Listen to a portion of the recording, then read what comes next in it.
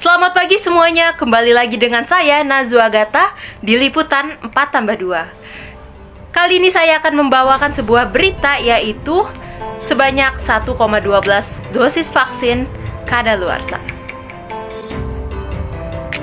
Lebih dari 1 juta dosis vaksin COVID-19 di Indonesia kadaluarsa saat banyak warga yang belum mendapatkan vaksin dosis pertama dan dosis kedua.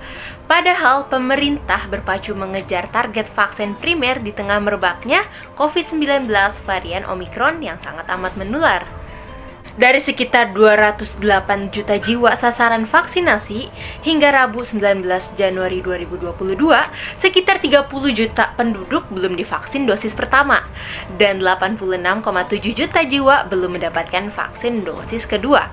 Cakupan vaksin dosis pertama di Maluku, Papua Barat, dan Papua di bawah 70%. Banyaknya vaksin kadaluarsa dipertanyakan oleh anggota Komisi 9 DPR saat rapat kerja dengan Kementerian Kesehatan di Jakarta Selasa 18 Januari malam. Parlemen mengingatkan agar pemerintah mengatasi ketimpangan vaksinasi antar daerah.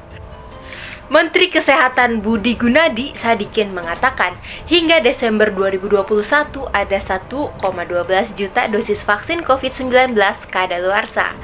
Sekitar 98% atau 1,1 juta dosis merupakan vaksin donasi negara maju. Semula vaksin itu akan dihibahkan ke Afrika, tetapi kemampuan negara itu menyuntik rendah dan rantai dingin atau disebut juga dengan cold chain kurang memadai sehingga donasi vaksin dialihkan ke negara lain, termasuk Indonesia. Negara maju membeli vaksin secara ijon. Mereka simpan, ternyata banyak sisa, sehingga akhir tahun banyak yang dikirim ke kita. Saya ambil gratis, ujarnya. Kedepan pemerintah Indonesia akan memilih vaksin donasi dengan tanggal kadaluarsa 3 bulan. Budi menambahkan mayoritas vaksin buatan AstraZeneca, Pfizer, dan Moderna. Vaksin kadaluarsa itu tersebar di sejumlah provinsi antara lain Jawa Barat, Jawa Tengah, Sulawesi Selatan, dan Jawa Timur. Banyaknya vaksin kadaluarsa menjadi ironi, sebab vaksinasi meningkatkan imunitas tubuh warga sehingga meminimalkan keparahan saat terpapar COVID-19. Laporan vaksin kadaluarsa juga disampaikan oleh anggota Komisi 9 DPR dari fraksi Partai Keadilan Sejahtera, yaitu Neti Prasetyani. Kami ditanya terkait vaksin expired atau kadaluarsa. Di Kudus ada 4.000 dosis, Nusa Tenggara Timur ada 5.000 dosis, dan Barito itu ada masanya, bagaimana mitigasinya, ujarnya.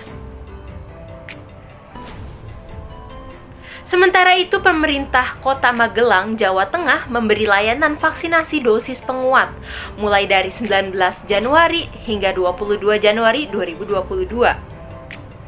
Vaksinasi memakai 2.378 dosis vaksin Moderna yang akan kadaluarsa pada tanggal 23 Januari 2022. Menurut Kepala Bidang Pencegahan dan Pengendalian Penyakit Dinas Kesehatan Kota Magelang, yaitu Yis Ramadan, karena vaksin hampir kadaluarsa, pihaknya tak memprioritaskan warga lanjut usia sebagai sasaran pertama vaksinasi dosis penguat.